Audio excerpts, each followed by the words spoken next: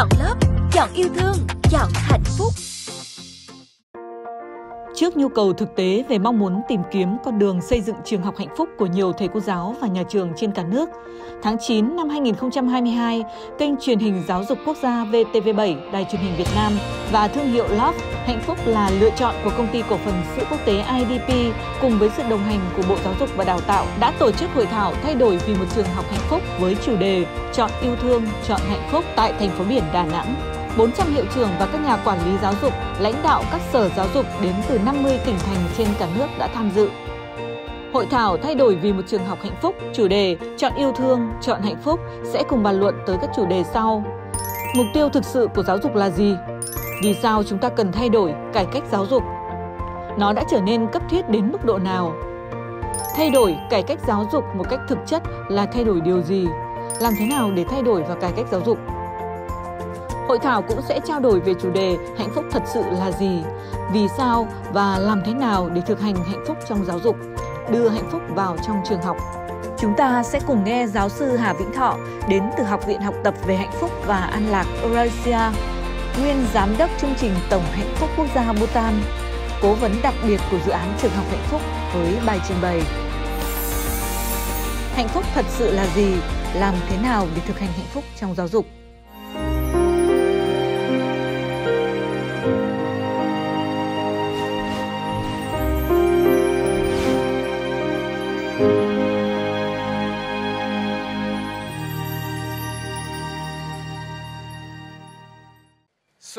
Welcome back, everyone. So I was telling to Professor Petro in the break that it's amazing because we come from very different backgrounds. We have had very different life experiences, but we came to the same conclusion.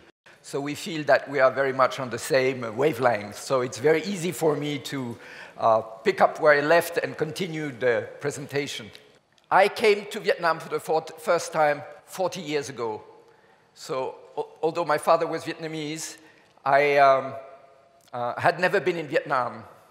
I grew up abroad, and I arrived in Vietnam in 1982. I landed in Hanoi in 1982. And you remember, only the old ones among you remember Hanoi 1982. The war had been over only 7 years. There was still a lot of destruction. And it touched my heart so deeply when I saw the situation of the country and specifically the situation of the children.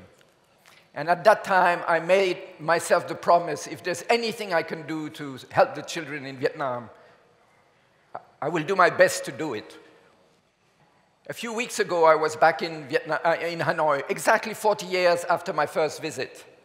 It's almost impossible to believe that it's the same city. So what has happened in these 40 years is a kind of a miracle. But let me go back to 40 years ago, because I had two very important meetings that really gave the direction to my work. It was my uncle, Mr. Haven Lao, who invited me to come to Vietnam.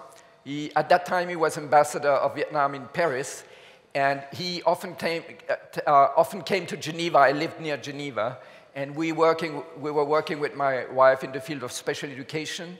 I was the director of a teacher training college. And also, we had children with special needs living in our family. And when my uncle saw that, he said, you have to come and help the children in Vietnam. And the other very important meeting was with Dr. Nguyen Quoc Vien, who I knew his book, Vietnam, A Long History. He's a very famous historian. But I didn't know that he was actually a medical doctor and a child psychologist. So I met with him in Hanoi. And he told me the following. He told me, now that the country is reunified, we have to put our focus on the well-being of the children. So that was 40 years ago. So the seed had been planted 40 years ago. And sometimes it takes time for seeds to become trees and flowers and fruits. But I think now it has become almost like a forest. I would like also to acknowledge and really pay respect to what the teachers have done in Vietnam for so many years, because even in the time where the situation was so difficult and there was much poverty and a lot of danger, always the teachers continued to do their job. Just going to school was an act of courage because it was dangerous to go to school. But the teachers continued to do it. And if they had not done it, Vietnam would have not been able to rebuild as fast and as well as it did. So we have also to acknowledge the wonderful achievements of Vietnamese education system. And let us look at a few statistics that show that even today, education system in Vietnam is achieving pretty well. If you compare the achievements, for instance, in the PISA, you know, when you compare educational system worldwide, you see that Vietnam, for instance, in science, is ranking very high, higher than a very rich country like UK. And so we also have to acknowledge that teachers have done a very good job. At the same time, we see that in terms of well-being, in terms of mental health, in terms of happiness, there are some problems, and we also need to acknowledge that. And Professor Pek Cho has shown very clearly how now we are facing a new challenge. Yeah, so the old challenge, we were very good at mastering. The new challenge, we need to change very deeply our mindset. If we want the students not only to be academically successful, but to be really fulfilled human beings. And I would like to show the background of the idea of happy school. Because a very significant report was written by the UNESCO, and it was the Southeast Asia Bureau of UNESCO, so the part of the United Nations that is in charge of education. And they looked at Southeast Asian countries, and they noticed that many Southeast Asian countries have very high academic achievements, like South Korea, Japan, China, Taiwan, and so on. But the well-being of the students is not that good. So there's a discrepancy between high academic achievement and low happiness and well-being. And as Dr. Pek Cho has very clearly expressed, if we don't take care of the emotional and mental health of the children, they will not be able to face the challenges of tomorrow. So you see the challenge of creating happy school is not only a Vietnamese challenge. It's really the next phase of the development of education worldwide. But I believe that when I see this whole, Vietnam can become a pioneer. And if you become a pioneer, then in the same way that many countries, many people around the world were so impressed by the way Vietnam managed to develop, that's the next step, that you could show the way in the way developing not only the economy, but really the happiness of the teachers, the students, and therefore of the whole of society. And our own experience in Vietnam started in the field of special education, so with children with special needs, especially mental disabilities, intellectual problems, behavioral problems. And that was very interesting, because with these kind of children, you cannot focus only on academic skills, because many of them, for them, is very difficult to reach. So we had to have a much more holistic approach of education. And through working for decades with this kind of children, we understood, we get really a hands-on experience of how to approach holistic education, not just intellectual education. Holistic education means educating the head, the heart, and the hand. And we created a community in Hue, the Peaceful Bamboo Family, where we could explore, like a prototype, like a lab. We could explore how to do that practically, both with children with special needs and also with many, many children of the public schools in Hue. So what I want to emphasize is not just a nice idea, somehow a kind of utopia. It's something that can be done. We have already done it. Dr. Pek Cho has done it. And all of you can do it. Các thầy cô giáo, các nhà quản lý giáo dục và các khán giả đang theo dõi bài trình bày của giáo sư Hà Vĩnh Thọ về hạnh phúc thật sự là gì, làm thế nào để thực hành hạnh phúc trong giáo dục. Trong khuôn khổ hội thảo thay đổi vì một trường học hạnh phúc với chủ đề Chọn yêu thương, chọn hạnh phúc được tổ chức tại Đà Nẵng. Để có thể đưa hạnh phúc vào trường học, chúng ta cần hiểu rõ ràng và thấu đáo về hạnh phúc, cho dù đó là một phạm trù chủ quan và cá nhân. Chúng ta hãy cùng tiếp tục theo dõi. So when we speak about happiness in the school and so on, oftentimes people ask, but what do you mean with happiness? Happiness is something very subjective, very personal. How can you, implement happiness in schools? So in order to answer this question, we have to understand what do we mean by happiness in the context of education. So we should not mistake true happiness with superficial pleasure, self-centered, egoistic pleasure like consuming more or showing off our fancy clothes or being the most popular guy or girl on the social media, something like that. This is not what we're speaking about. I worked in Bhutan for the Bhutanese government that has put happiness as the goal of the government action.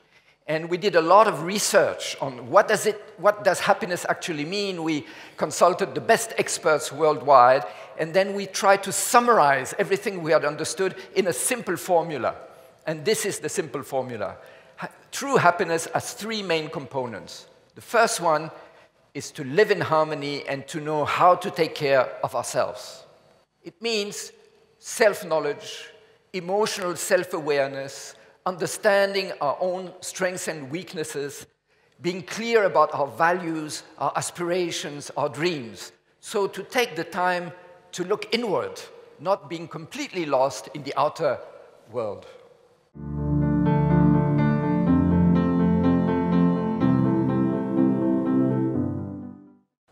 The second point is to live in harmony and to care for others and for society. And we know from a lot of research that the quality of human relationships is actually the strongest predictor for happiness, well-being, mental health, physical health, and even life expectancy. And this connects to what Professor Petro has said before. Social and emotional skills, they are skills. Therefore, they can be learned and they can be taught. So human relationships are not simply random.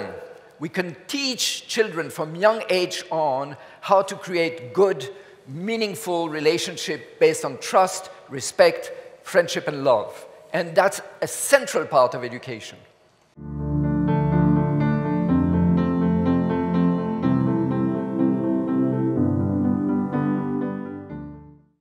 And finally, living in harmony and caring for nature, for our beautiful but very fragile planet. We know that we live in a time of ecological challenges, climate change, pollution. And if we want the future to be happy, of course, we have to teach children how to take care of the planet.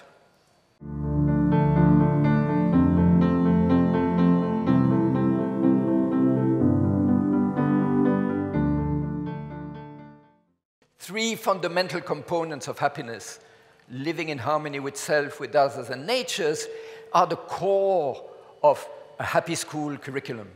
As we have heard from Professor Petro, these are not things that you can simply intellectually teach. You have to embody them. So for the principals, for the teachers, there are 4 stages. The first one, you have to understand. Why is it important? What is it about? That's stage number 1, understanding. Stage number 2 is practicing.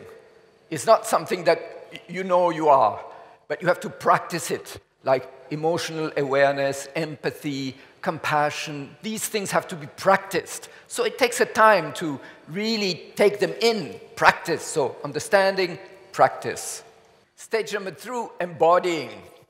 As teachers, as principals, as educators, we have to display these qualities when we stand in front of our students, of our children.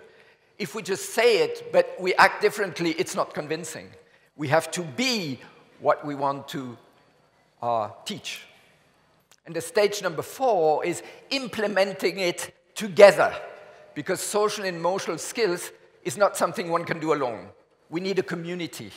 So I hope this will become a community who works together to implement together, who support each other.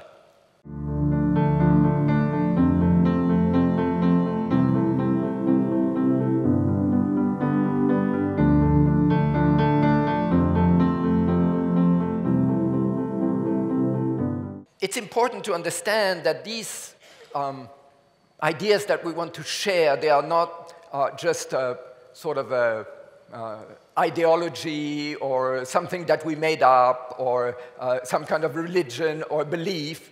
No, they are evidence-based. Everything we are trying to convey is evidence-based. We have very serious, strong scientific research to back up what we are saying. And one of the examples is Daniel Goleman. He's a very well-known psychologist in the US. He's the one who really promoted the notion of emotional intelligence. And here in this picture, he's explaining that to the World Economic Forum. Maybe you have heard the World Economic Forum is one of the highest sort of gathering in the world where all the heads of states and heads of biggest corporations get together. So even at that very high level, emotional intelligence is really a theme. So Professor Petro was saying about the what and the how. And the how is about understanding what emotional intelligence is made of.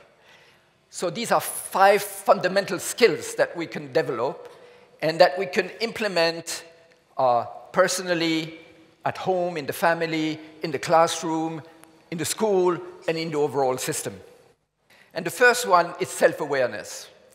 And an important part of self-awareness is emotional self-awareness. Because, as we have heard in the previous lecture, in order to be able to empathize with someone else's emotions, we need to be aware first of our own emotions. And we are not used to that. We have not practiced it. So self-awareness, self-knowledge is the very first component of emotional intelligence. And this leads to the second skill, which is self-management, self-transformation, which means when I have a very difficult emotion like anger or sadness or jealousy, how do I deal with that? Am I simply overwhelmed by my emotions, or do I know how to manage my emotions? So imagine if children are taught from a very young age how to manage their emotion properly, it makes a huge difference. And tomorrow we will show you some practical methods how to do that. And the other side of emotional management is how do we learn to cultivate consciously positive states of mind that generate positive emotions such as gratitude, kindness, generosity, and so on. So it can be cultivated, it can be trained. And we will also speak about methods to train these positive states of mind that generate joy and happiness and well-being. And this then is the foundation on which we can cultivate the third ability, which is social awareness. And we heard already about empathy. Empathy is a natural capacity inborn in every human being because of the way our brain is structured, because of the so-called mirror neurons. So even a newborn baby looks at its mother and reflects the emotion of the mother. Yeah, you see the mother is holding the baby, she's smiling, and the baby will smile. The mother is sad, and you will see it reflected. So empathy is a natural capacity. So it's natural, but we can cultivate it. So it becomes much stronger, much more precise. And later, we can see empathy can have 3 different components. The first one is emotional empathy. We are able to feel what other people are feeling. The second one is cognitive empathy. We are able to understand other people's ideas, even they are different from mine. I'm not right away blocking if somebody says something I don't agree with. I can understand why is he or she thinking like that. So if we can do that, the dialogue is possible. There's much less conflict. And the third dimension of empathy is active compassion. When I see somebody in need, I feel motivated to help. So these 3 can be trained, and it should be part of every curriculum. because this leads to our ability to create good social connections, the fourth one. And as I said before, we have a lot of research evidence. The strongest one was a research conducted by Harvard University over 75 years that tried to understand what were the strongest elements that contribute to a good, healthy life, happy life, and the result was very clear. The quality of human relationship is more important than money, more important than fame, more important than social position, more important than everything else. To have a happy, fulfilled, healthy life, we need to have good social connection, friendship and love, trust and respect. We need to feel that we belong to a social body. And we know that in Vietnamese culture, this was very strong. Life in the village, people were very connected.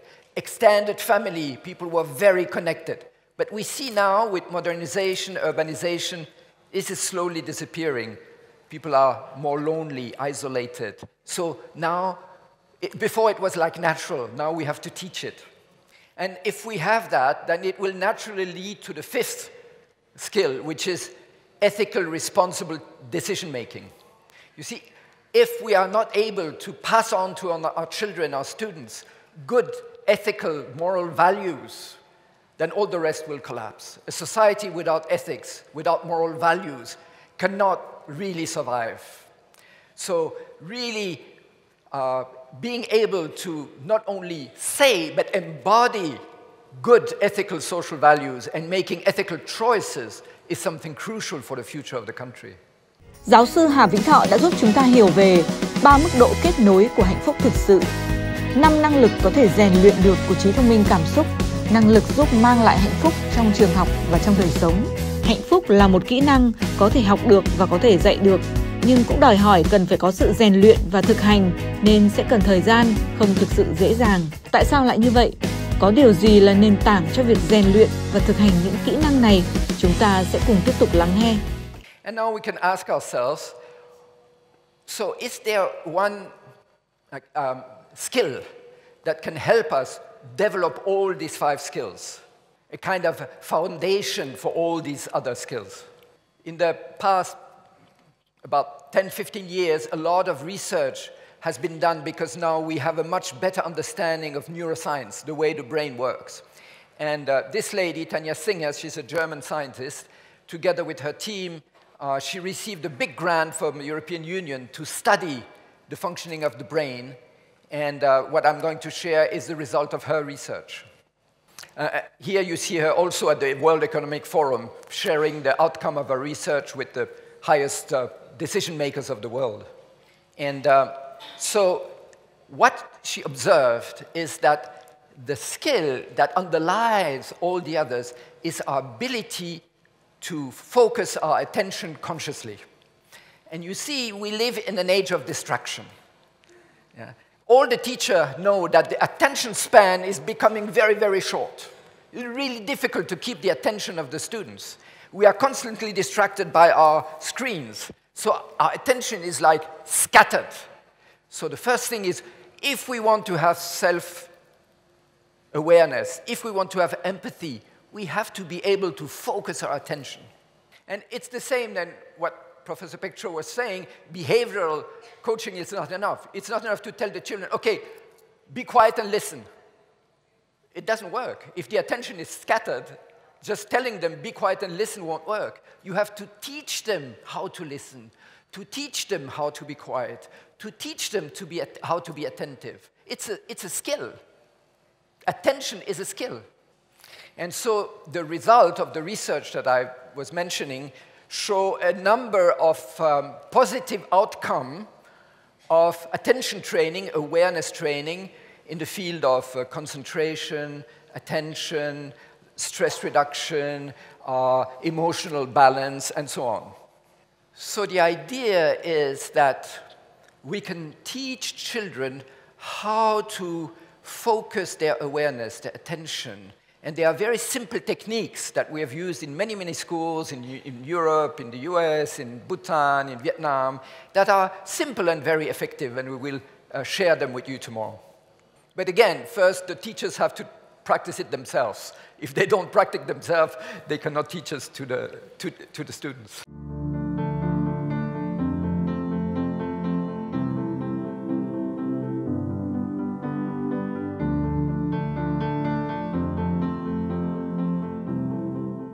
Now, we also mentioned that the third dimension of happiness and well-being is our connection with nature.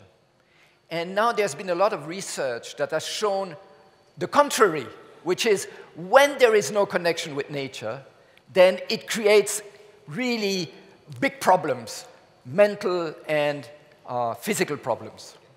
And so part of a happy school program is to create situations where children can reconnect with nature, not just in the classroom speaking about, but really with the hands in the dirt, in the soil, knowing how does a plant grow. Again, in the old days it happened naturally in the village, but now we have to create it consciously, otherwise children can spend their whole childhood without ever having really observed how a plant grows, never put their hands in the soil, and then they get disconnected, and if they're that disconnected, how can you expect them to take care of nature?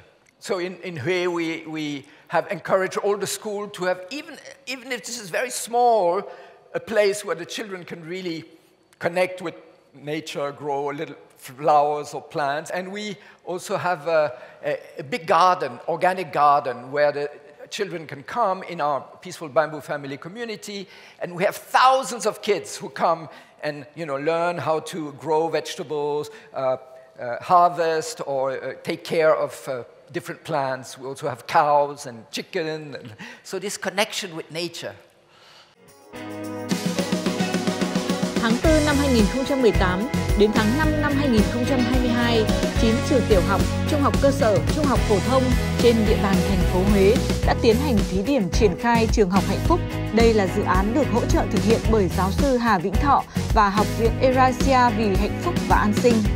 Do đó, đã có những thầy cô giáo tại Huế được tham gia các khóa tập huấn với giáo sư Hà Vĩnh Thọ để được hiểu về hạnh phúc và thực hành đưa hạnh phúc vào trường học bằng những hoạt động cụ thể. Các thầy cô giáo được hướng dẫn các kỹ năng để nâng cao kỹ năng cảm xúc xã hội và sau đó sẽ hướng dẫn các kỹ năng này cho các em học sinh của mình.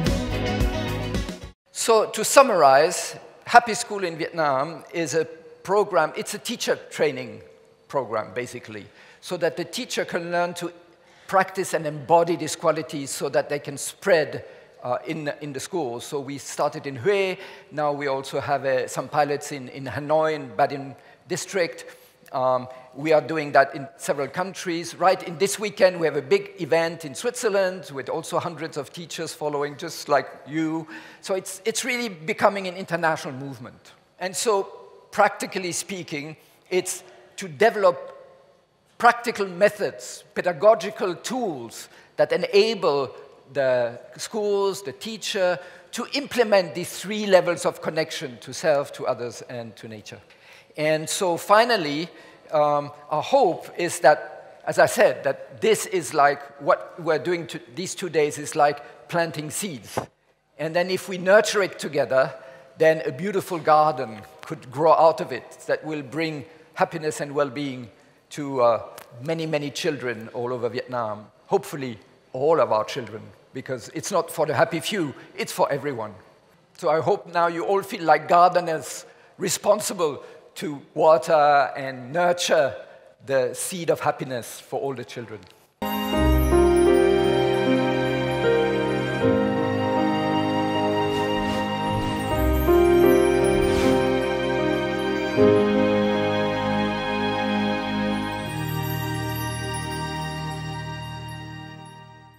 Và bây giờ cũng giống như là phần trao đổi của giáo sư Petro thì em cũng rất là mong là sẽ đón nhận được những cái quan tâm và chia sẻ, những cái thắc mắc hoặc những câu hỏi, những cái điều tâm đắc nhất cũng như là những cái trăn trở của các thầy cô. Em cũng rất ấn tượng với bài chia sẻ đầu của thầy với một cái câu nói đấy là chúng ta muốn dạy cái gì thì chúng ta phải có cái đó. Và khi đến cái bài chia sẻ thứ hai thì em cũng lại vô cùng chạm với một cái thông điệp đấy là chúng ta phải thực sự là biết yêu thương bản thân mình, yêu thương cái cộng đồng, yêu thương người khác và đặc biệt là yêu thiên nhiên. Sau khi nghe hai bài giảng của hai giáo sư thì tôi thấy có một số cái băn khoăn và thầy cũng học được rất nhiều. Cả hai giáo sư đều nói đến một cái điều mà lâu nay trong các trường của chúng ta không có, hướng dẫn cho giáo viên rèn luyện cái cảm xúc. Và cái này là khó bởi vì trong trường chưa bao giờ dạy cái điều này. Hiện nay thì cái việc khen thưởng từ trung ương cho đến địa phương, có thành tích về học sinh giỏi thì mới được khen, còn không có thì không có tên trong cái chỗ mà khen thưởng. Thì vậy cái này, cái khen đó nó có phù hợp với cái việc ta xây dựng trường học hạnh phúc hay không? Và nếu có thì sắp tới bên Cục Nhà giáo sẽ có thay đổi như thế nào? Xin cảm ơn. Có Cục trưởng Cục Nhà giáo ở Việt Nam cũng mong rằng là trong chương trình đào tạo các sinh viên sư phạm, chúng ta hãy dành một học phần, và theo tôi nghĩ nó là phải từ năm thứ nhất, một học phần về đào tạo kỹ năng cảm xúc xã hội, để những giáo viên khi họ ra trường thì họ đã có một cái kỹ năng này rồi, lúc đó mới truyền tải được cho cả thế hệ sau. 400 người ở đây chỉ là một con số rất nhỏ trong số tất cả hàng vạn giáo viên của chúng ta. Và những người như thế này mà hiệu trưởng mà nếu như chúng ta về truyền đạt mà nó không khéo thì đôi lúc lại giáo viên bảo là tạo thêm áp lực cho họ nữa. Đấy cũng là một cái câu chuyện đấy, và cũng rất mong muốn rằng trong việc hoạch định chính sách thì Bộ Giáo dục chúng ta cần có những cái cách thức mà phải thay đổi về mặt cơ chế và chính sách để tạo một cái hành lang rất là tốt cho giáo dục của chúng ta. Xin cảm ơn. I think that there's two levels of change. One is the top down and one is the bottom up. And the question is what the right balance is between. So if you just wait for the ministry to tell you, maybe it's not enough. Maybe you have to start here and now. Tomorrow, on Monday when you come back to your school, don't wait for the ministry. Start right away. That's the first thing. The second thing is that what we try to do is to create like experiment labs, small scale. But we have done that already in Vietnam for over 4 years now. So we have examples that and in a lab, you see what works. You also have some failures, that's fine. So try to experiment. And we are also happy to connect those who have already done it so that you can learn from the experimentation that has been already done. The third thing is that it's very difficult if you do it alone. You need a network, you need a movement, you need friends to support you. So try, I hope that at the end of this 2 days, it's the beginning of a network of people who support each other, who stay in contact, there's some kind of follow-up. Otherwise, after a while, you get discouraged if you're alone with that. So please, you be aware that it needs a community to change the way we teach. Hôm nay rất cảm ơn hai giáo sư đã có hai chuyên đề rất là tuyệt vời. Và tôi tâm đắc hai điều. Điều thứ nhất đó là giáo sư Piccho đã chỉ ra được một cái nền giáo dục mà buồn bã, điên rồ và tồi tệ. Và cái này thì giáo dục Việt Nam đã thực hiện để thay đổi, đó là chúng ta đã thực hiện chương trình giáo dục phổ thông 28. Nhưng tôi trăn trở thế này, nếu như mà Việt Nam cũng như Hàn Quốc, Trung Quốc mà đang còn thí cử như thế này thì nhà trường, giáo viên và học sinh không thể hạnh phúc được. Bởi vì thế nào, thí thế nào thì học thế đó, lại phải lo luyện, lại phải tiếp tục lại học ngày học đêm để nó thí làm sao thủ khoa, để làm sao vào đại học được điểm cao. Và thí đó là thí của kiến thức chứ không phải thí của năng lực phẩm chất. Cái thứ hai là tôi cũng rất là tâm đắc, đó là cái dạy học cảm xúc. Cái này đúng thật từ trước lâu nay chúng ta chưa bao giờ gọi tên nó ra và nó cực kỳ quan trọng. Mà chúng ta biết rằng cái cảm xúc này nó chính là sản sinh ra những nhân tài hơn nhau là chỗ cảm xúc. Cùng là có người một bùng chữ nhưng không làm thơ được là bởi vì thiếu cảm xúc. Đấy. Cùng như thế cả nhưng có cảm xúc là khác. Một buổi sáng lên trường mà có cảm xúc khác thì rất cảm ơn các giáo sư đã chỉ ra cái này. Và chúng tôi thì cũng đã thực hiện thôi. Thay đổi hàng ngày, chỉ cần một ngày đến trường mà hiệu trưởng chỉ cần cười thôi thì nụ cười đó sẽ đến với hội đồng giáo viên. Và hội đồng giáo viên sẽ đưa đến với học sinh. Và học sinh hạnh phúc và cả trường hạnh phúc. Và nếu như hôm đó mà hiệu trưởng một cái gì đó khuôn mặt hình viên đàn chẳng hạn thì đến hội đồng cũng thế. Và đến các em cũng thế. Và đó cũng là mầm móng của bạo lực học đường, cùng đó là mất đoàn kết là chính chỗ đó. Và chúng ta phải thay đổi cảm xúc này. Tôi xin cảm ơn ạ. Em cảm ơn thầy. I see this panel here. It says happiness is a choice. See, you already made a choice to come here. I'm sure there are many more principles in Vietnam. Some principles chose not to change. but you chose to make some changes. You have to make one more choice today. I know that you are one of the top intellectuals in Vietnam, brightest intelligence. You can use that to analyze the difficulties that's waiting for you to implement happiness in your school. I know that you can come up easily with 400 good reasons why it is going to be difficult. And each one of the reasons are very good reasons and realistic reasons. But you can choose to use your brain to think about and to discuss how you can implement programs, even small programs in your schools. I know those small changes are not enough, but I also know those small changes are something that you can choose to make work. If you don't implement small changes because it's too small, then the big changes will never come. So I hope that we all make a good choice today and tomorrow to talk about possibilities. When you think about possibilities, you will become happy. And when you take that happiness back to your school, then the real changes will begin. Choice for happiness. Hội thảo thay đổi vì một trường học hạnh phúc với chủ đề Chọn Yêu Thương, Chọn Hạnh Phúc năm 2022 do kênh truyền hình Giáo dục Quốc gia VTV7 Đài truyền hình Việt Nam và thương hiệu Love Hạnh Phúc là lựa chọn của công ty cổ phần Sữa Quốc tế IDP phối hợp tổ chức cùng với sự đồng hành của Bộ Giáo dục và Đào tạo. Toàn bộ các phần trình bày và thảo luận sẽ được phát sóng trên kênh YouTube của VTV7. Các thầy cô giáo, các nhà quản lý giáo dục, các khán giả quan tâm có thể theo dõi.